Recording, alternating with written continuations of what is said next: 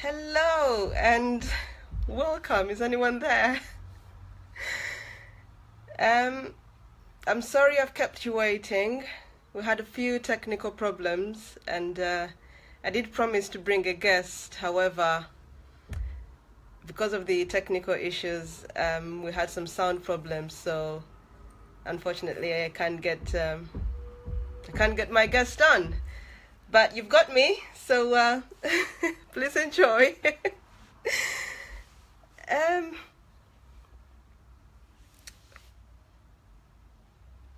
oh God, who's that? I can't see. Oh, that's Alison. Alison, thanks for joining in, Alison. I'm sorry we can't get you on, but I'm sure we'll still enjoy the feed. My mind's gone blank now. So I just wanted to share with you how I got to meet Alison and what she's done in my life since meeting her. Now, before I go into that, I just want to ask you, can you remember a time when you've been asked this question? What do you want to do? What do you want to be when you grow up? And usually that's between the ages, 5 and 10, when you get asked this question quite a lot. And at that time, you got a wild imagination. You want to be, the world is your oyster.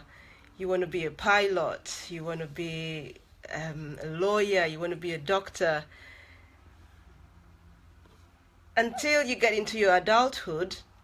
And then these dreams that you've got suddenly start to disappear because of the circumstances you're faced with.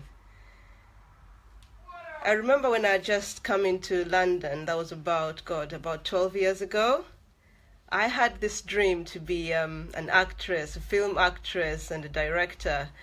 And I was just fresh from university. I just graduated in drama, and I was full of ideas. I was full of I had my scripts written down, I had my short stories. And basically, I was ready to take on the world, okay? I saw my name on movie trailers. I pictured myself on the magazine ads. I saw myself sat in the director's seat and, guiding the crew. And basically, I went from being a fresh graduate to seeing my life, to seeing my future career in a flash of a second. And I was impressed. It was really, really good. So my dad had just given me I think it was about £1,000 he gave me. So, I come to London and I'm ready to take on my acting career and my film acting career. So I went to, it was the University of West London. I went to the open day and, to enroll for the master's degree in film acting and screenwriting. So then the lady said to me I had to deposit £2,000 as a down payment, and then I had to finish off about £11,000. And she said I could do it in 2 installments if I couldn't afford the lump sum. And I thought, I didn't have that kind of money. And having that kind of money in Uganda, it can take you places, So I thought, right, I'm just going to go away and consult with my dad and see how we're going to raise this. But I knew deep down that there was no way we're going to afford that money. So I thought, right, I just need to go and get a job and work hard, get this money and pay for my course. Great. So I applied for several jobs and I got turned down several times. And, I still had my dream. I was like, I'll just keep applying. I'll keep applying. So eventually I settled for a minimum wage job. And I thought, okay, that's fine. I will still I'll do my best. So I tried to save up as much as I could. And as you can imagine, that didn't happen. So I thought, okay, what do I do? And I remember that day, I reluctantly gave up my film acting career. And I thought, that's it. I just saw it vanish before my eyes on a cold winter evening.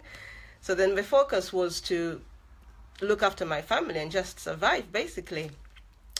I remember that time I was working about 4 jobs and I was so exhausted, trying to make ends meet. And I would see people driving these brand new cars and living a good life. And I'm like, why am I not living that life? Doing all these 4 jobs. I rarely saw my husband. My marriage suffered. I was married by that time, so it wasn't just a case of coming from Uganda and just jumping into that. So I'd met Graham by that time, and we were married, and Graham was working as well, and I was working, so we rarely saw each other. The marriage suffered, and I was sick of it. I was fed up. I was ready for a breakthrough. And this is when Alison found me. It was a Christmas party in 2015, December 2015. And, I was chatting with the guests around and chatting with Alison. And in the middle of the conversation, she basically just posed this question at me that it shocked me.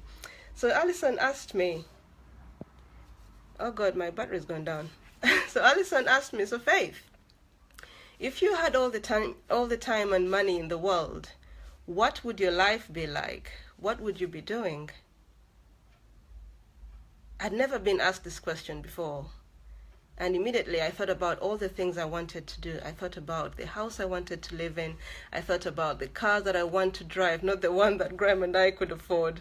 I thought about my acting career came back. I could see myself in the director's seat again. I basically just poured all this down in her face. And then she said, oh, wow, so how are you going to do this? What's the plan? And I didn't know how to respond to that. And then she took me down and she basically told me about an opportunity that could change my life, that could make all these things possible. And I remember sitting there thinking, is this woman crazy? I thought, has she not heard that I'm working 4 jobs and I'm basically so exhausted, and she wants me to do a business on top of that? Anyway, I didn't say that out loud. So I listened to what she was saying, and suddenly my eyes just lit up. I suddenly saw how people are working part-time hours and earning a full-time income, while I'm working crazy hours and earning a part-time income. I thought, you know what, I want that. And then as she carried on to explain what else you can achieve with the company during the business, my mind kind of like wandered off. I thought, you know what, this is too good to be true. It must be a scam. It must be one of those pyramid things. I mean, you hear about them all the time. And then the next thing that she said interrupted my thoughts. She quoted, not sure who said that, but if you don't change your thinking, you cannot change your life. And for me, I thought, you know what, I'm thinking about this being a scam. I'm thinking about all the negative things. And this is what we end up doing when we're shown an opportunity, when we're shown something that is good, something that can benefit us. We kind of tend to think the alarm bells go off straight away. And we think other people have been successful, oh, it's not going to happen to me. So then we block ourselves from that success, which is kind of like what I tried to do at that time, until I had her say, you cannot change your life if you don't change your thinking. So I thought, you know what, the cost of investment was, the investment was a very minimal investment compared to what you would invest in, big companies or big businesses. So I thought, we could go out tomorrow and blow £500, and that's just gone out partying. So what's the worst that could happen, and what's the best that could happen? So I thought the best that could happen is I'm successful and I go out and do this business and my dreams come back to my plate. Or the worst that could happen is I'm not successful and I've just lost a couple of £100. So I thought, I'm going to go for it. Believe me, guys, I'm so thankful that I actually went for it, because seeing where I am today, I'm not where I was so many years ago, where I was so I was desperate, I was not confident, I was unhappy, I was depressed.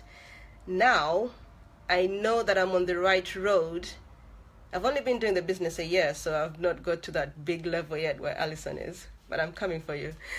So I know that I'm on the road to success. I know that I can see my dreams right in front of me, and I know that I'm walking towards them.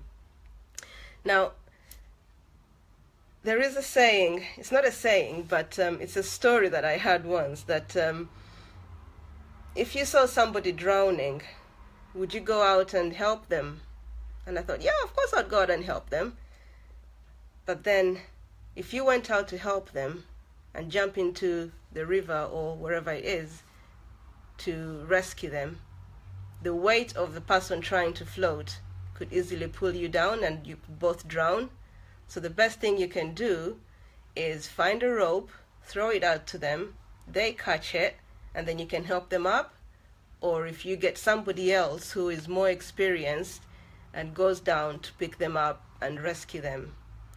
So in this case, what am I saying? If you're in a situation where, more or less the one I was in, where Alison found me, this is me throwing you a rope, okay? What you do with the rope is entirely up to you. I mean, there is hope at the end, there's light at the end of the tunnel. We've got an opportunity here that can help you achieve your dreams. Don't know where you've buried them, don't know where this video finds you, at what point of your life this video finds you, but I would encourage you, come and have a chat with us, and we can see how we can help you. Okay guys, I'm sorry you haven't got to speak to Alison today, but you'll meet her another day. But that's basically what I wanted to share with you today. So hope you enjoy the rest of the evening and take care. God bless. Bye-bye.